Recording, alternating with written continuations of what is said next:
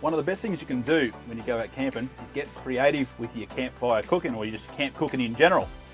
These ones here are absolutely beautiful. Mick, come in here, have a try of these, mate. Thank you.